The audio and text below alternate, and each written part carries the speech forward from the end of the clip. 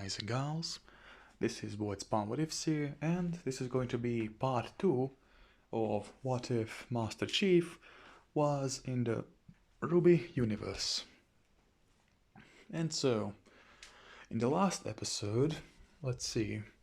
So, Master Chief arrived in, well, the world of Rwby. He saved Nora and, well, Ren from a rather painful death by a grimm, and then he was also, well, involved in protecting a small town from a horde of grimm. After that, he met with Crow and 3 other huntsmen as they made their way to essentially a larger city to go ahead and refill everything they needed to. Master Chief decided to go, well, to Beacon, and on their way there, their essentially shuttle was attacked by, well, essentially the gigantic raven flying grimm. And after that, the shuttle crashed. It killed both of the pilots, but all 4 hunters, Master Chief, along with Nora and Ren, were all safe. And after losing one more huntsman, or, well, huntress, to a rather large grimm, they made their way to Beacon, and where Master Chief met with, well, Linda, another Spartan. And well, as they met, they sort of talked about how exactly they came here, but after some time, after essentially getting back, or well, basically speaking about what happened in their own lives, because Linda and Master Chief didn't see each other for like a year or so, or probably even more. But yeah, after that, Ospen simply came to them and simply gave Ren and Nora their own room, and also told Chief and Linda to follow him to his office. And along with Crow, as they go there, they simply start speaking with Ospen. This is how it goes. Ospen asks them who exactly are they and from where they exactly are, because their armor isn't from Atlas, or at least from what I know, it isn't from Atlas. And that's when Master Chief and Linda simply explain to him that they're a part of the UNSC, essentially, or the UNSC Army Corps, the Spartans. And well, after Ospen hears that, he simply asks what exactly is the UNSC. And that's when Chief and Linda simply, well, essentially explain that the UNSC is, well, simply putting it, well, how do I say this again? It's essentially a federation of planets, which are mostly human, they actually are almost, well, actually no, all of them are humans. And then they also explain how exactly they got to, well, their own world, being the same way, that being a discharge of energy by the Promethean Knights. As Ospin asks the Promethean Knights, as Chief simply tells him that they are essentially what you would consider robots, or something similar to them. And well, after Ospin hears that, he simply asks them something. So, we're from another world, but what are the chances of more people or Promethean Knights coming to our world? Because like you said, they used weapons which transported both of you here. And that's when Chief and Linda simply say, we're not sure. Maybe no one will come, and maybe, well, who knows who would come. Maybe more Spartans, maybe some infantry, maybe elites, maybe more Promethean Knights. Whoever comes, let's just say that if they're not wearing our armor or aren't human, let's simply say it like this. If they're wearing armor similar to ours, or if they're humans, then you can consider them, well, simply putting it, friendly. if they are non-human or look like a robot, you can consider them dangerous. Because, safe to say, they won't exactly show you mercy. Let's just say it like that. And after that little nice chat they had, with Crow asking a couple of questions of, well, simply putting it, what exactly are the names, with Master Chief simply stating John and Linda saying it that it's, well, Linda. And after that, Ospin directed them to the same room where Ren and Nora were. And when Master Chief and Linda entered, let's just say that Nora and Ren, well, simply putting it, sort of ran up to Master Chief and then, well, yet again told him that they're extremely thankful for what he did to them. And then they sort of hugged him. And by hug him, I sort of mean they hug his leg, because, yeah, they're pretty small compared to him, as you can see by this picture. But, yeah, simply putting it, after that happened, Ren asked who, well, Linda was. And that's when Linda simply took off her helmet and told the two youngsters that she's Linda, a friend of, well, John here. Or he probably told you that his name was Master Chief, but yeah, you can just call him John. With Master Chief simply stating, I guess you can call me John. And yeah, after that, since it was getting rather late, Nora and Ren were simply, well, told to go sleep. And at that moment, Master Chief sort of got all of his equipment and just carried it there. All of his, essentially, reserves of armor which he had, his weapons, ammo, and all of that. With Linda simply asking Chief of, listen, I know that you like different types of weapons, but this is a bit overkill, don't you think? With Master Chief simply responding, you can never be too prepared, am I right? With Linda saying, I guess so. But that's when Cortana comes in, and then starts speaking to both of them. As Master Chief asks Cortana what exactly was she able to find out. Because this time Master Chief sort of, well, implanted Cortana in, let's just say one of the computers. And that's when Cortana simply gives them the basic, well, essentially the basic intel about this world. What exactly the Grimm are, who exactly are, well, the Faunus, which are essentially humans with animal attributes like a tail, ears and all that. And yeah, that's when Master Chief also hears quite a bit of, well, simply putting it, discrimination which is going on between both the humans and the Faunus. And yeah, the Master Chief sort of gets pissed about this, along with Linda, because yeah, they simply don't get it. After all, like, aren't they fighting against the same enemy? But yeah, other than that, after some time, both of them also go to sleep in separate rooms. Because, yeah. Although I do plan making Master Chief and Linda essentially a mother and father figure to Nora and Ren, I'm gonna see if I'm actually gonna make Master Chief, how do you say it, essentially marry Linda or not. You guys can put it in the comments, because I don't exactly think that Master Chief is the type of guy to get married. But yeah, if you guys want, you can just let me know down in the comments if you want them to be together or not. But anyways, yeah, after that night, they get a knock on the door, and as they open it, and this time Linda isn't in her Spartan armor, and neither is John. And that's when they simply open the door and they see Ospin, who then again simply goes ahead and asks them something. That being, since they're rather new here, would they like to go on, well, essentially missions. With John and Linda, or, well, I'm sure you guys probably know, John is Master Chief, so yeah, I'm just gonna call him Chief.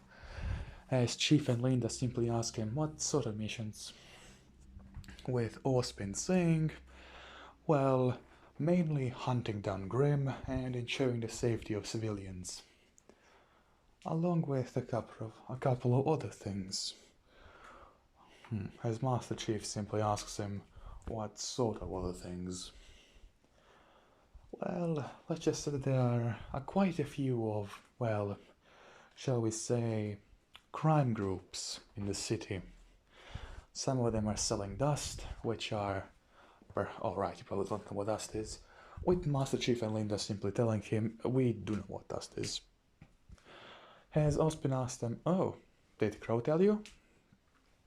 And that's when simply Cortana budges in, with Ospin essentially seeing her. He gets a bit surprised, but he doesn't show it, simply asking, and who might you be? That's when she says that she's an AI, Cortana. And yeah, that's when she simply tells him that she's the reason why Linda and Chief know exactly what dust is, and a lot of the other things which are in this world. With Ospin saying, well fine then, so, what do you say? Has Chief and Linda simply look at each other saying, well, we don't have anything better to do, and we're soldiers, so yeah, we won't mind some missions.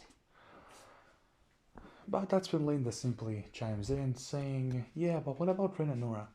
As Ospin simply tells them, oh, do not worry, they're going to be provided with food and essentially toys, everything they really want to. Because I believe that this time Nora and Ren are 9-year-olds, or somewhere like that. Because I think that in the Rwby series they're 16 years old when they're at Beacon, and then they're 17 years old at the current volume, or at least I think. But yeah, enough about that. As essentially they accept, as Ospin gives them essentially coordinates, where to go. And yeah, that's when both Master Chief and Linda put on their armor, as Ren and Nora simply come asking where exactly are they going, with Linda simply telling them that they're going to go on a mission, but don't worry, we'll be back soon. In a day top, and that they're going to take a day at most. And she also tells them that they're going to be essentially given food and toys to play with Nora and Ren simply saying, oh, okay, a bit sad in their voices, as Master Chief then chimes in and simply tells them that when they come back, he's gonna have a bit of a surprise for them, with Nora and Ren being excited about that, and as they essentially go back to their room. And yeah, after that, Linda and Chief go to the coordinates, and on the way there, they are, well, essentially being stared at by quite a lot of the civilians, because they're not sure, they think they're hunter and huntress, but... or maybe even soldiers, because they're not exactly sure. But yeah, as they go to the coordinates, they see a shuttle waiting for them. And instead of that shuttle, there is essentially a squad of, well, Atlas troops. And that's when Ospin also comes in, as Cortana puts him in both of their helmets to essentially hear him. As Ospin tells them that they're going to be, well, essentially going with this squad to take care of a rather, well, a medium-sized group of grimm, consisting of Beowulfs, some Valkyries, 2 to 3 ravens, and also quite a few saber-tooths, with Linda and Chief simply responding, alright. And as they're on their way, the weapons which Master Chief took for this are going to be, well, essentially a standard or no, a heavy UNSC assault rifle, and, well, 2 pistols. And along with that, he also took his trusty Spartan laser, with Linda simply taking, well, her trusty SR3 99C sniper rifle. And, well, let's say that she also takes 2 pistols with no assault rifle, because she is mostly used for, well, back when they were in their own world, or their own galaxy, I should say. She was essentially a sniper, a recon type. And yeah, as they get under shuttle, they essentially, well, are quiet the entire time.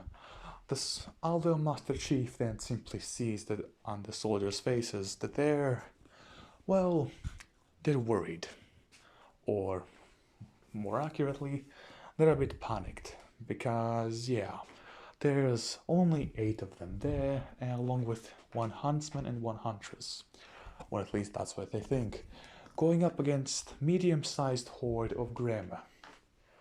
But that's when Master Chief simply chimes in and tells them to, well, not worry about anything, and that he is going to, well, put them in the right positions to have the greatest chance at victory. With the soldiers now being a bit more, well, being that their morale was a bit increased by Master Chief. And with that being said, they go ahead and, well, get to the destination. The shuttle leaves them all off, with them now being on foot. Although, Linda spots on her essentially radar, or on her minimap, she spots several dots coming their way, which probably weren't going to be humans because of how large they were. And that's when she says this to Master Chief and the other soldiers. Master Chief gets all of the soldiers essentially into a, well, square formation. That being, or no, a circular formation, with Master Chief being in the, essentially, the front of the circle, or essentially he was facing north, with Linda being in the middle of the circle on, well, a tree, being ready to snipe at any grimm which came their way. And the squad of the 8 troops was, essentially, put around the circle equally. And yeah, as they heard essentially stomping all around them, Linda sees 20 dots. 6 of them are larger than the others, and those 6 larger dots are beowulfs. And now, as Master Chief is simply there, holding his assault rifle at ready, he sees the first one. 1 beowulf along with 4, well, wait, how do I say it again? Crap. 4 saber-tooths. And as they come, Master Chief gets out his assault rifle and then starts firing. The 4 saber-tooth tigers are basically, how do we say this again? Dealt with in, well, 1 shot to the head, and the beowulf is shot by one of the soldiers through the chest. And yeah, after that, the soldier wasn't looking at his flank, as, yeah, another beowulf comes running. And, well, before the soldier is essentially mauled to death, Linda turns around and shoots the beowulf right in its head, with the soldier being extremely grateful. And yeah, after some time, several more beowulfs emerge, that being, well, the other 4, with each of them attacking from, well, the front. As Master Chief sees them, he gets out his dual pistols and then simply starts shooting. He's able to, well, dispatch of them rather quickly. And yeah, after that little, well, scuffle, the other saber-tooths attack as well, although they're picked off by the squad. And yeah, after that, they get a move on, as they finally see the main, well, simply put, horde. about 20 or so Beowulfs, 100 or so Sabertooths, 3 Ravens, and 7 Valkyries, with no, essentially, well, bigger opponents, or larger Grimm. But yeah, as that happens, Linda simply gets her shot ready. The 8th squad, essentially the 8, well, soldiers, are aligned in a, well, aligned position on a hill. And Master Chief, well, let's just say that he goes to a flank. And yeah, as Linda takes her shot, she uses essentially an explosive shrapnel shot.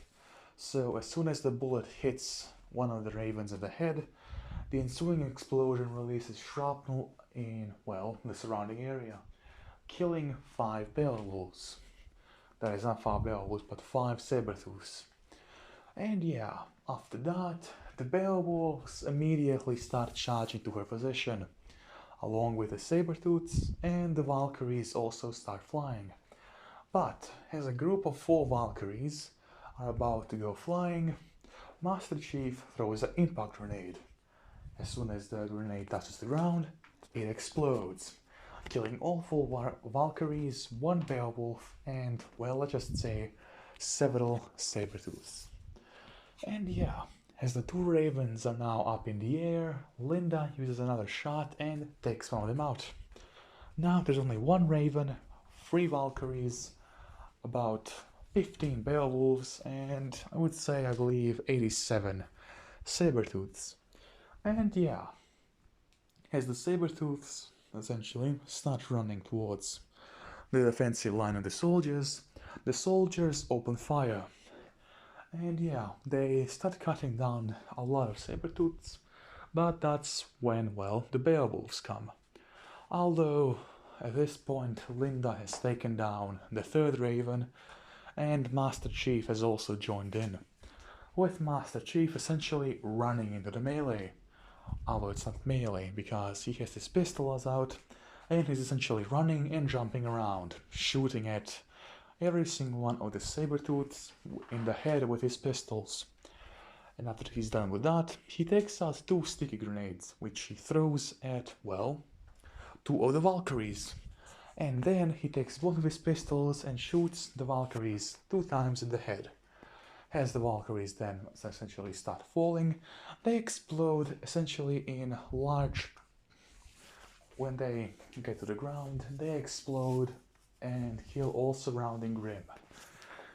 Alright, and if any of you guys are wondering how exactly a Valkyrie looks like, essentially this. So, yeah. And yeah, as Master Chief has just done that, most of the Beowulfs are killed. There is only about a few dozen of the Sabertooths left.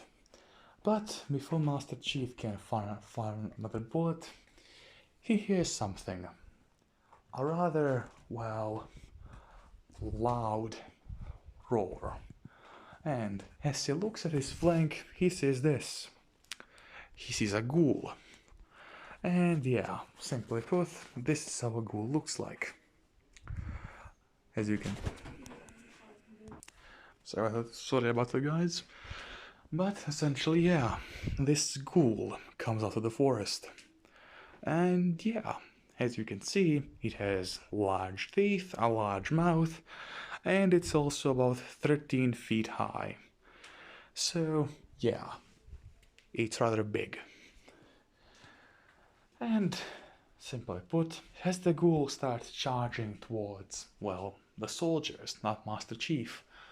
And yeah, before the soldiers could react, the ghoul is already on top of one of them, with that one having his head, well, bitten off. As at this point, Linda takes her attention from the grimm, which are in front of her, to, well, the ghoul. She takes out her pistol and starts firing. But yeah, that's when the ghoul, simply put, dodges her pistol shots and then, well, slams it to the ground, with her armor essentially preventing any sort of meaningful damage, along with her shield. But yeah, that's when Master Chief, well, comes from behind the thing, takes out his knife and then stabs it in the neck of this thing. And yeah, as you can see by the picture, its neck is rather thick. So yeah, it doesn't exactly go down immediately. But before the ghoul can shake off Master Chief, which, yeah, Master Chief simply takes out his pistol and then shoots the ghoul in the neck. And yeah, also if any of you guys are wondering how exactly can a ghoul keep standing when Master Chief, who is essentially 450 kilograms, how can he call that? Well, let's just say that this grimm is rather strong, so yeah. But essentially, as Master Chief takes out his pistol and he starts firing into the hole which he made, and after the entire clip being emptied out, the ghoul falls to the ground and disappears. As now, the other 20 or so saber-tooths are quickly killed off by the squad. And that's when Master Chief calls for the shuttle. The shuttle, simply put, comes and picks them up, with them sadly carrying one body with them, or one corpse with them. And yeah, as they then arrive at Beacon, the commander of the Atlas troops sees that one of his men has been killed, but the others are fine. And he thanks Master Chief and Linda for their good work, and simply tells them that most of the times his soldiers are with hunters and huntresses, they lose quite a few more.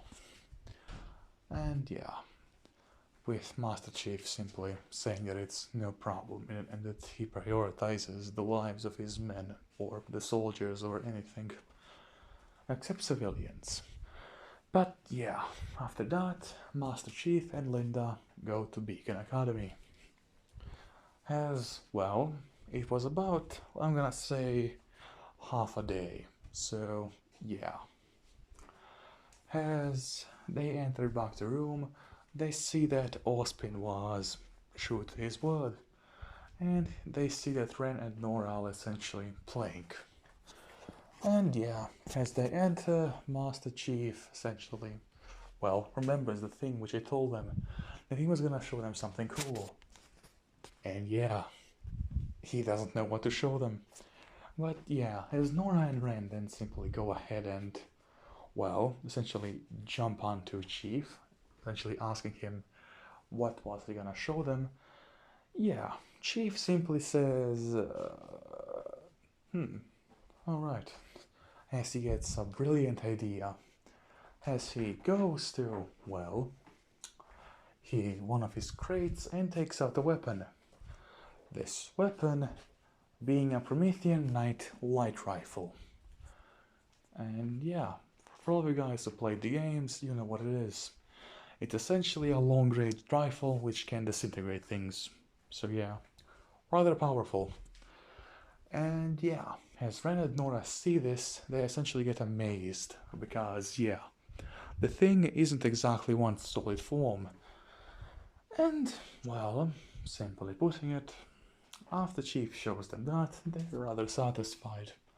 And after that, well, all of them together, well, have dinner. With Nora and Ren asking Chief and Linda how exactly did their mission go.